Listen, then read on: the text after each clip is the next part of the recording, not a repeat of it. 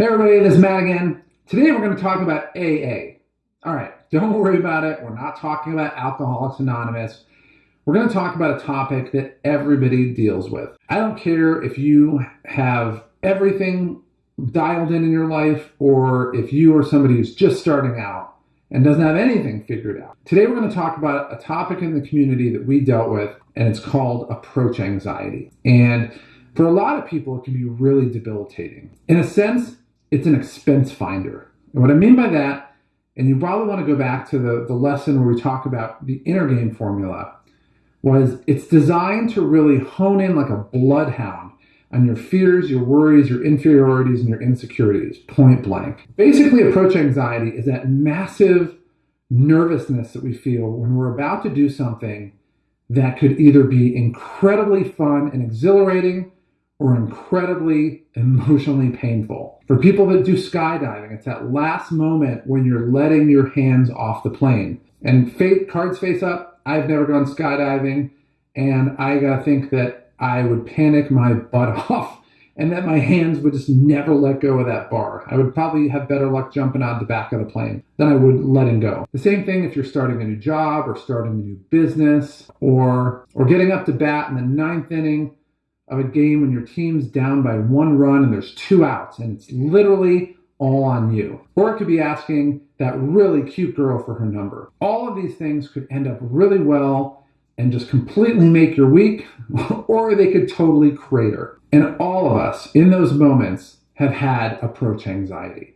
When we were in the community, it was the biggest thing that we dealt with, that were people that were new to our group, was getting them to really step up and do it. So if we saw a girl that we wanted to talk to, we had what we call the 5-second rule. You have 5 seconds to go, and after that, we're just moving on. We're not even going to address that anymore. And the idea behind it was that approach anxiety magnifies over time. If you start to feel a little nervous, that's okay. That's pretty normal. But when you start to focus on it, and over the course of 3, 4, 5, 10 seconds, you get this little monkey, little cute monkey, and it becomes King Kong before too long. It becomes this unbelievably impossible to overcome feeling. And you get convinced that everything is going to end up poorly for you. And in sales, it's no different. When you're giving a presentation in front of a group and you've never done it before, or maybe you're giving a presentation in front of a senior management person and this is your reputation on the line, or you're making a call on a Friday and you have nothing on the board and you finally get somebody who's listening to you, you're thinking, okay, this call can either go really great or really poorly, and you put a ton of pressure on yourself. That's totally normal. So what is the solution to approach anxiety? My boys in the community, they had it down pat. We had our 5-second rule, and it might have been a 3-second rule. Simply put, we're not going to make this little cuddly animal into this gigantic monster.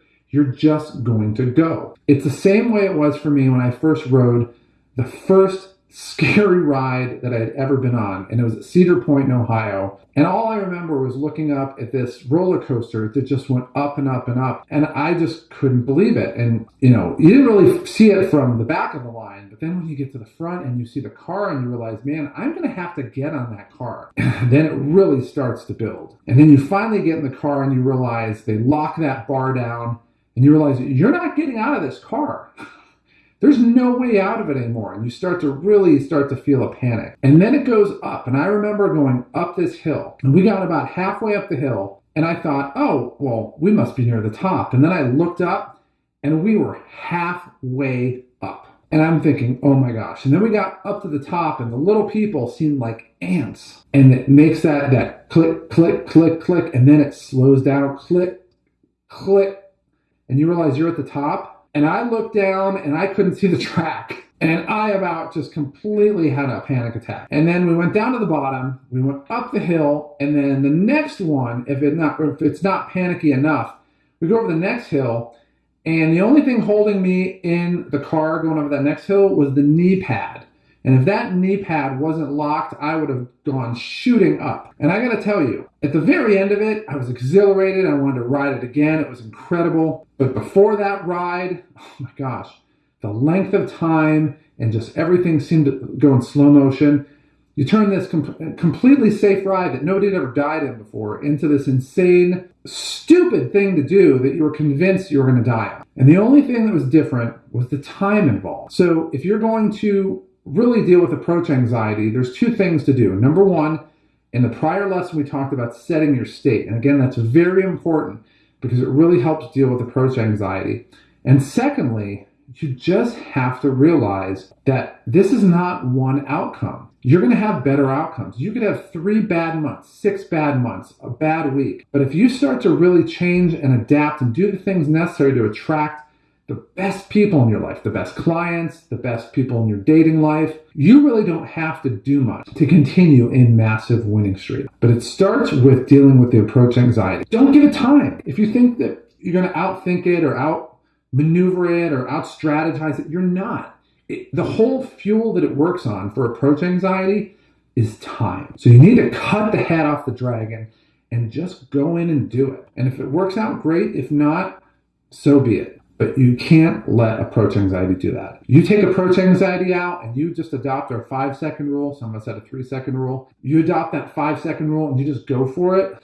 I'm telling you, that scary monster is just a little puppy and it's not going to be that bad.